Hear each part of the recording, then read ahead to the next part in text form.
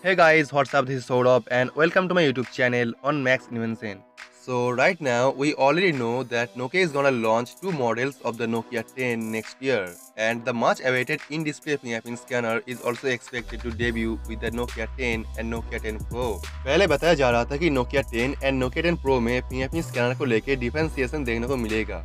Nokia 10 Pro में देखने को मिलेगा इन display fingerprint sensor and the regular Nokia 10 में फिंगरप्रिंट स्कैनर डिवाइस की बैक साइड पे या फिर डिवाइस की साइड पे देखने को मिलेगा। बट ए न्यू रिपोर्ट इसके बारे में कुछ और ही कह रहा है।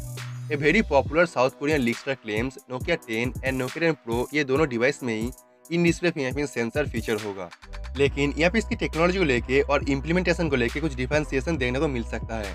द Nokia 10 Pro जो हाई एंड मॉडल होगा इसमें फीचर होगा ultrasonic based fingerprint scanning sensor and the regular Nokia 10 feature होगा a optical fingerprint scanning based technology.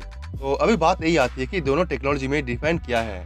So the ultrasonic based fingerprint scanning sensor बहुत ही फास्ट होती है और ये काफ़ी सिक्योर एंड एक्यूरेट काम करती है नॉर्मल फिंगरप्रिंट स्कैनिंग सेंसर से, जो भी मार्केट पे अवेलेबल है।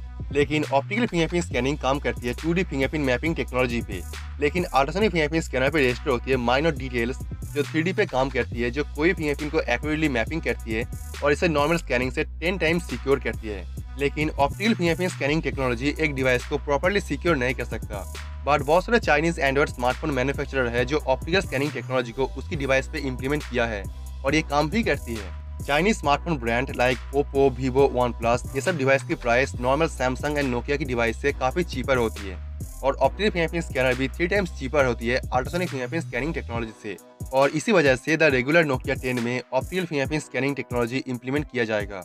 The report also adds the Nokia 10 will be launched in February 2019, which coincides with the annual Mobile World Congress Tech Show, the expected launch event for the device.